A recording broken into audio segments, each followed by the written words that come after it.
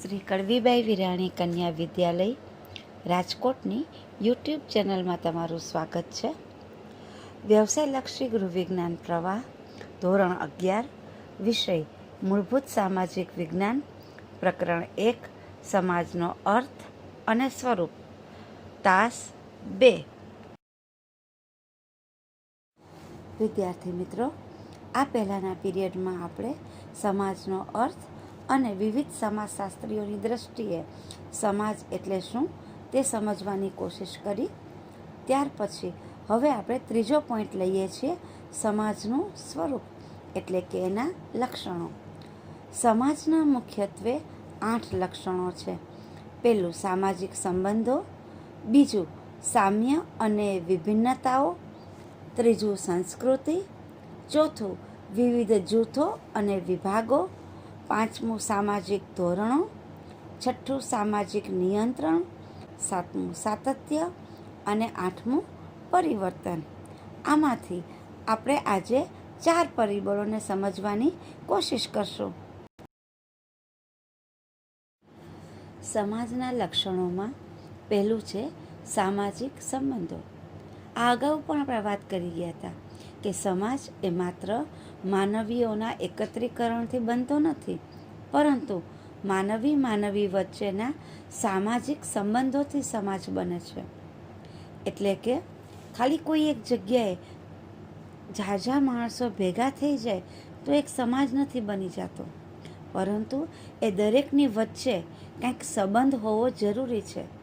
સામાજિક સંબંધ હોય તો જ સમાજ બને છે. એની એક મૂળભૂત શરત છે. આથી જ સમાજને સામાજિક સંબંધોની વ્યવસ્થા તરીકે પણ ઓળખવામાં આવે છે, કારણ કે દરેક સંબંધની એક મર્યાદા છે, એક ખૂબી છે, એની સાથે અમુક ફરજો, અમુક જવાબદારીઓ, અમુક અધિકારો છે એ સંકળાયેલા છે. અને આ દરેક હોવાના કારણે સામાજિક સંબંધોને ની એક વ્યવસ્થા જે છે એ વ્યવસ્થાને સમાજ તરીકે ઓળખવામાં આવે છે. સામાજિક સંબંધો એટલે માનવી વચ્ચેના સભાનતા ભર્યા સંબંધો. ભારપૂર્વક ખાલી સંબંધ નહીં, પણ સભાનતા ભર્યા સંબંધ. દરેક સંબંધમાં બંને પક્ષ જાગૃત છે, સભાન છે કે દરેકની અરસપરસ ભૂમિકા શું છે. તો એવા સભાનતા ભર્યા જાગૃત સંબંધો, દરેકની પોતાની ભૂમિકા નક્કી છે, ફરજ નક્કી છે, જવાબદારી નક્કી છે, દરેક વસ્તુ નક્કી છે. તો એવા સંબંધોને સભાનતા ભર્યા સંબંધો કહી શકાય. સામાજિક સંબંધોથી જોડાતા મનુષ્યોમાં સમૂહપણાની ભાવના વિકસે છે. જ્યારે આવા સંબંધોથી માનવી સાથે જોડાય છે ત્યારે એનામાં એક એકતાની ભાવના વિકસે છે, જે જરૂરી છે. માટે જ માણસ સમાજની વચ્ચે રહેવાનું પસંદ કરે છે, કારણ કે ત્યાં સભાનતા ભર્યા સંબંધ છે, અરસપરસ હૂંફ છે અને એક સહકારની ભાવના તેમજ એક સલામતીની ભાવના પણ એની સાથે સંકળાયેલી હોય છે. સમાજના સ્વરૂપનું બીજું લક્ષણ છે સામ્ય અને વિભિન્નતાઓ. સામ્ય એટલે સમાનતા અને વિભિન્નતા એટલે તફાવત. આ વાતને વધારે સમજી લઈએ. સમાજ બનવા માટે આ બંને લક્ષણો જરૂરી છે. એક માનવી તરીકેનું સામ્ય જોવા મળે છે. વળી બધા મનુષ્યોની કેટલીક જરૂરિયાતો પણ એક સરખી હોઈએ છે. પહેલાં આટલું સમજી લઈએ કે જ્યાં સમાજ છે ત્યાં બધું એક સરખું નથી હોતું. એમાં સમાનતા પણ છે, તફાવત પણ છે. તો સમાનતા શેમાં છે? તો એકદમ મૂળભૂત સમાનતા એ છે કે એમાં બધા માનવી હોય છે. બીજું, આ માનવીની અમુક જરૂરિયાતો છે એ પણ સરખી હોય છે, જેમ કે ખોરાક, રહેઠાણ, પોશાક. તો આવી અમુક સામ્યતાઓ રહેલી હોય છે જરૂરિયાતોના સંદર્ભમાં. આવું સામ્ય સમાજ બનવા માટે જરૂરી છે, પરંતુ માત્ર સામ્ય જ હોય અને તફાવત બિલકુલ ન હોય તો પણ સમાજ બની શકે નહીં. અમુક જરૂરિયાતની વસ્તુઓમાં સમાનતા હોય એ સ્વાભાવિક છે, કારણ કે તો જ એ સમાનતાના ગુણને કારણે જ બધા સાથે રહેવાનું પસંદ કરશે. પણ સાથે સાથે એવું ન હોય કે બિલકુલ તફાવત ન જોવા મળે. દાખલા તરીકે વ્યક્તિઓ વચ્ચે પુરુષો અને સ્ત્રીનો તફાવત હોય, એટલે એમ કે સમાજમાં બધા માણસો છે, માનવી છે, પણ એમાંના પુરુષો પણ હોય, સ્ત્રી પણ હોય, તો આવો જાતિગત તફાવત પણ હોય. બીજું, જરૂરિયાતોમાં કેટલોક તફાવત હોય, બરાબર છે. કોકનો ખોરાક જુદો છે, કોકનો ખોરાક જુદો છે. પોશાક બધાના અલગ અલગ પ્રકારના હોય, રહેઠાણ પણ અલગ અલગ પ્રકારના હોઈ શકે છે. એવી દરેક જરૂરિયાતોમાં અલગ અલગ તફાવત આપણે જોઈ શકીએ છીએ. સાથે સાથે રસ અને શોખના વિષયોમાં પણ તફાવત હોય જ છે. તમે બધા વિદ્યાર્થીઓ એક સરખી ઉંમરના છો, છતાં બધાના રસ, રુચિ, શોખમાં ફેરફાર હોય જ છે. એ તમે અનુભવો જ છો. બુદ્ધિમાં અને શારીરિક શક્તિમાં પણ તફાવત હોય છે. એ પણ તમે લોકોએ ઘણી વખત ફીલ કર્યું હશે કે બુદ્ધિ બધામાં અલગ અલગ પ્રકારની હોય છે. કોઈ વ્યક્તિને ગાયન સરસ મજાનું આવડે છે, તો કોઈને લેખન સરસ મજાનું ફાવતું હોય છે. સાથે સાથે જ્યારે રમતગમતની પ્રવૃત્તિઓ કરો છો, ત્યારે તમે એ પણ જોયું હશે કે દરેકમાં સરખી ઉંમરના હોવા છતાં પણ શારીરિક શક્તિ છે એ અલગ અલગ છે. એવી જ રીતે અમુક અમુક જ્ઞાતિના લોકોમાં પણ શારીરિક શક્તિમાં તફાવત હોઈ શકે છે. સમાજ બનવા માટે આવા તફાવતો પણ જરૂરી છે. ટૂંકમાં સામ્ય અને વિભિન્નતા પણ સમાજના પાયાના લક્ષણ છે, જેને આપણે સહજતાથી સ્વીકારવા જ પડે. કારણ કે 100% એક સરખી વ્યક્તિ સંભવિત નથી.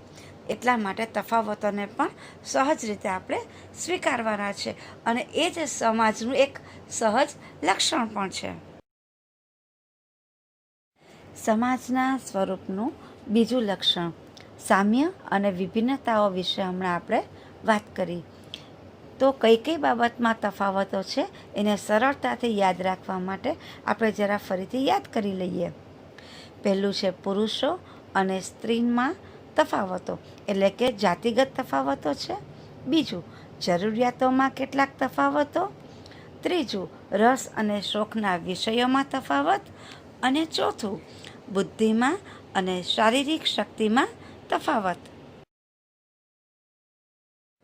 સમાજના સ્વરૂપનું ત્રીજું લક્ષણ છે સંસ્કૃતિ. બહુ અગત્યનું, સમજવા જેવું આ લક્ષણ છે. સંસ્કૃતિ એટલે સમાજની જીવનશૈલી. શૈલી એટલે રીત, જીવન જીવવાની પદ્ધતિ. દરેક સમાજ અલગ અલગ રીતે જીવે છે. ભારતીય સમાજ છે એ અલગ રીતે જીવે છે. પાશ્ચાત્ય સમાજ છે એની પણ જીવન જીવવાની બધી રીત અલગ અલગ હોય છે, જે હવે આપણને ખબર છે. આજના સમયમાં માસ મીડિયાના અનેક સાધનોનો આપણે ઉપયોગ કરીએ છીએ. પરિણામે આ વસ્તુને સમજવી સહેલી થઈ જાય, કારણ કે દરેક જગ્યાએ લોકો કઈ રીતે જીવે છે એ આપણે જોઈ શકીએ છીએ, સમજી શકીએ છીએ. બીજી વાત એ કરવાની કે સંસ્કૃતિમાં શેનો સમાવેશ થાય.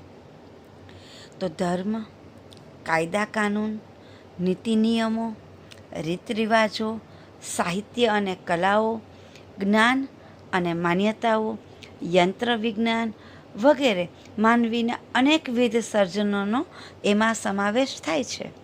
હવે આ દરેક વસ્તુને, દરેક શબ્દને સમજીએ. પહેલું છે ધર્મ. તો હિન્દુ ધર્મ છે એના અલગ રીત છે, પાળવાની અલગ તહેવારો છે. મુસ્લિમ ધર્મ છે એ અલગ રીતે ઉજવાય છે, એના તહેવાર અલગ છે. ક્રિશ્ચિયન ધર્મ છે તો એને પણ અલગ અલગ તહેવારો છે, એની રીત અલગ છે ઉજવવાની. એમ વિશ્વમાં અનેક ધર્મ છે જે એના અલગ અલગ તહેવારો છે. તો ધર્મ છે એ સંસ્કૃતિમાં સમાયેલું છે. બીજું છે કાયદા કાનૂન. ભારતના કાયદા અલગ છે, એમ દરેક દેશના અલગ અલગ કાયદા છે. એક ઉદાહરણ સાથે સમજીએ કે તમે બધા વાહન ચલાવતા હશો, ક્યારેક કંઈક ચૂક થઈ જાય છે તો આપણે અમુક પ્રકારની પેનલ્ટી ભરવી પડતી હોય છે. તો એવી જ રીતે વિદેશમાં અલગ કાયદા કાનૂન છે. જો ડ્રાઇવિંગની બાબતમાં કંઈ ભૂલ થાય તો ત્યાં એના નિયમ મુજબ આપણે સજાનો ભોગ બની શકીએ છીએ.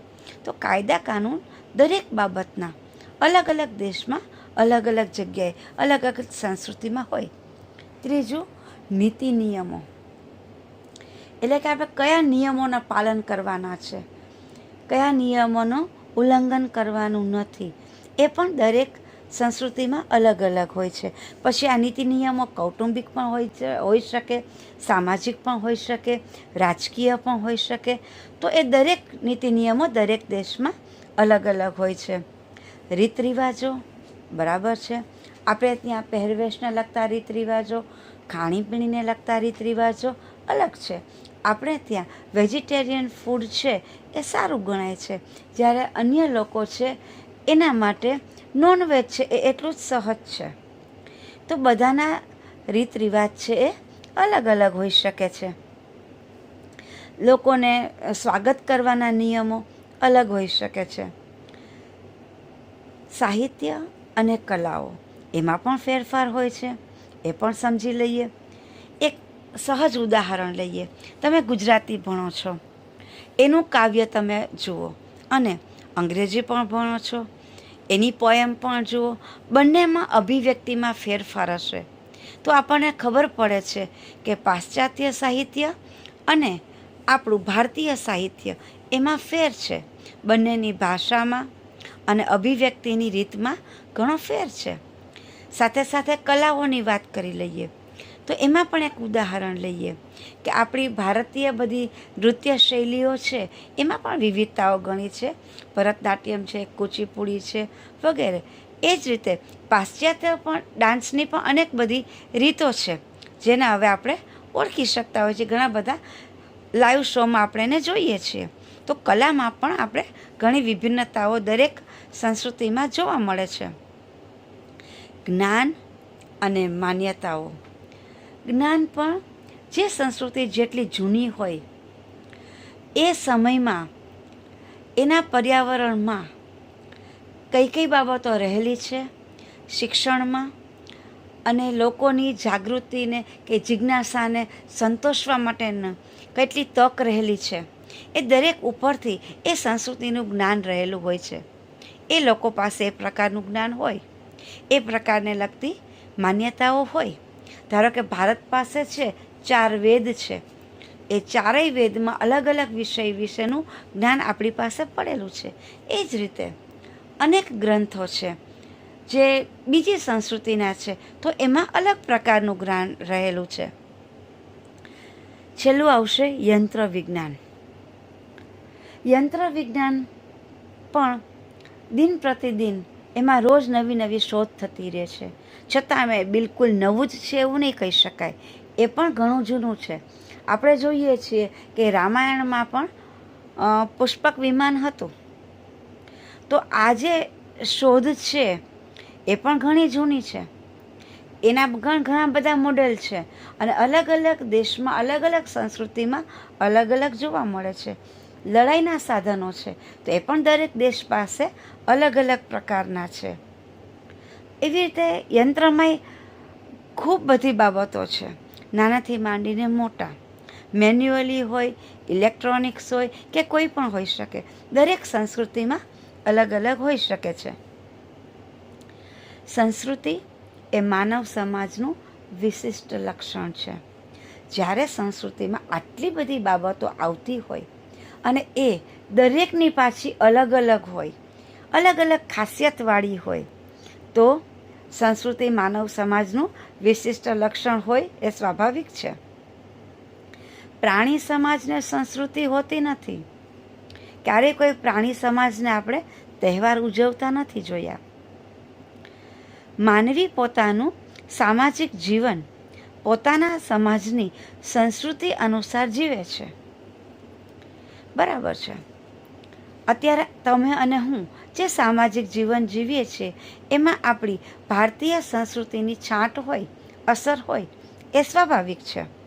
એમ દરેક સંસ્કૃતિના લોકો, દરેક દેશના લોકો અલગ અલગ સંસ્કૃતિ મુજબ જીવન જીવતા હોય છે, કારણ કે એમના વડીલો પણ એ જ રીતે જીવતા હોય છે, અને એનો ઉછેર પણ બાળકોનો એ જ બધા સાધનોની વચ્ચે, એ જ બધા રીત રિવાજોની નિયમોની સાથે કરવામાં આવતો હોય છે. એના કારણે એ જ વાત પડે છે. પરિણામે નવી પેઢીનું ઘડતર પણ એ રીતે જ થઈ જાય છે. આમ સંસ્કૃતિ એ માનવ સમાજનું આગવું અને વિશિષ્ટ લક્ષણ છે, અને પ્રત્યેક સમાજને પોતાની આગવી સંસ્કૃતિ હોય છે. આ આપણે વ્યવસાયલક્ષી વ્યક્તિ તરીકે એટલે સમજવું જોઈએ કે જ્યારે આપણો વ્યવસાય ખૂબ જ મોટો હોય ત્યારે અલગ અલગ દેશના લોકો સાથે આપણે કોન્ટેક્ટમાં આવવાનું બંધ થશે. ત્યારે જો આપણને દરેક દેશના લોકોની સંસ્કૃતિ વિશે ખબર હશે તો એ સંસ્કૃતિના લોકોના નીતિ નિયમો, રિવાજો, નિર્ણય લેવાની પદ્ધતિઓ, એની મહત્વાકાંક્ષાઓ, એ દરેક બાબતને આપણે સહજતાથી સમજી શકશું, એની સાથે પ્રોપર ડીલ કરી શકીએ અને આપણે સફળતાપૂર્વક આપણું કામ અને સંબંધ ટકાવી રાખી શકીએ.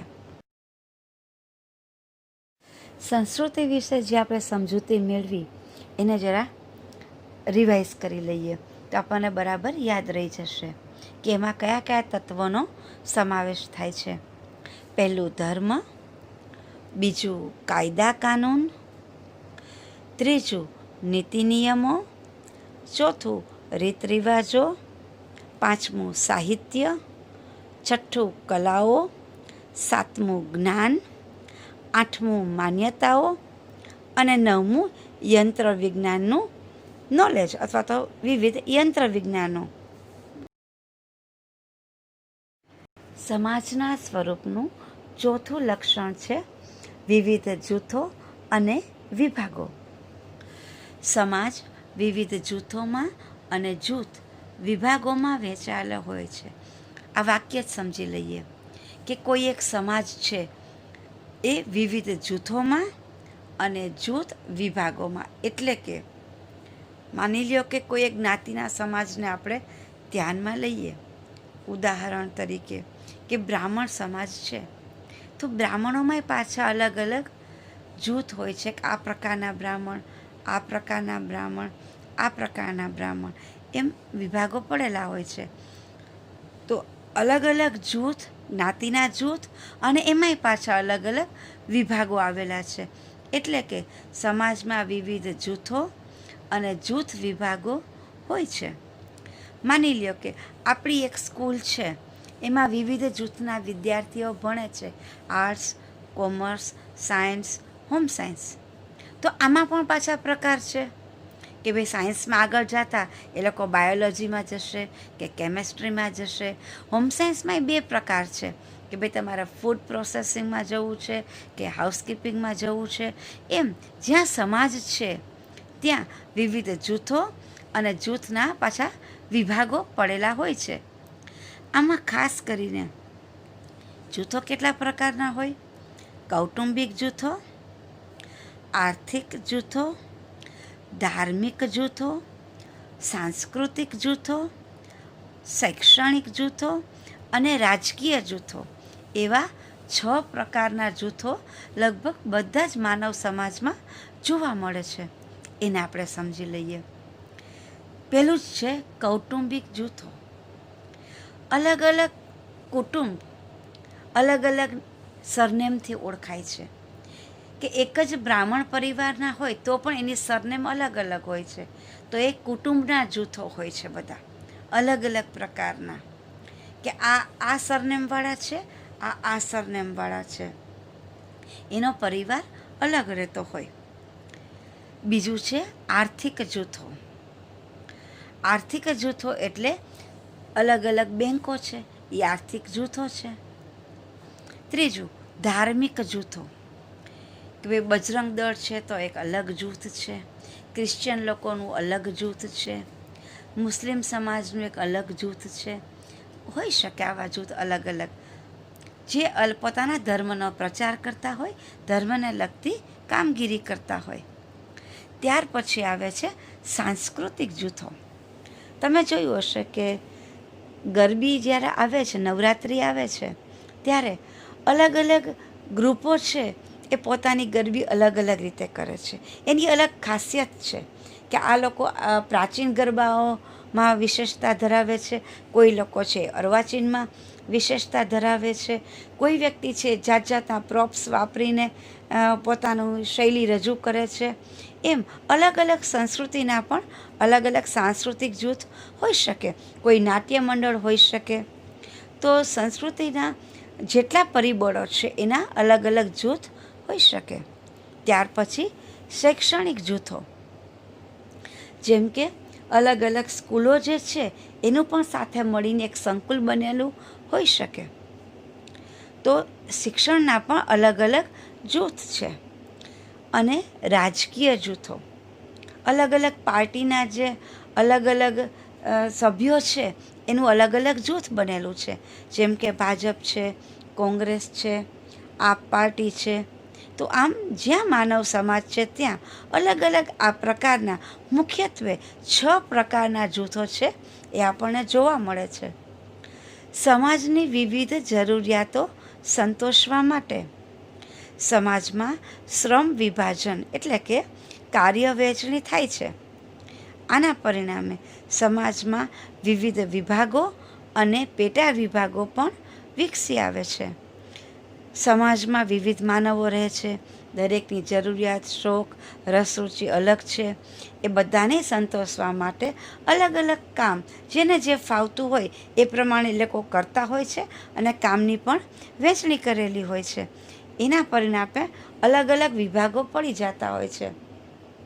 જેમ કે અમુક લોકોને ડૉક્ટરી ભણવું ગમતું હોય તો ડૉક્ટરનું પણ એસોસિએશન હોય, શિક્ષકોનું પણ મંડળી હોઈ શકે. એમ અલગ અલગ કામ જે કરે છે એ અલગ અલગ લોકોને અલગ અલગ કામ સોંપેલા છે. સફાઈ કામદારોનું પણ મંડળ છે, એ પણ જરૂરિયાત છે સમાજની. એમ નાનાથી મોટા દરેક પ્રકારના કામ વ્યવસ્થિત થાય એટલા માટે સમાજમાં અલગ અલગ કામની વહેંચણી કરેલી છે. સમાજની સંચાલન અને વ્યવસ્થાના એક ભાગરૂપે. અને એના પરિણામે સમાજ અલગ અલગ વિભાગો અને એના પણ પેટા વિભાગોમાં એ વિકસી આવે છે.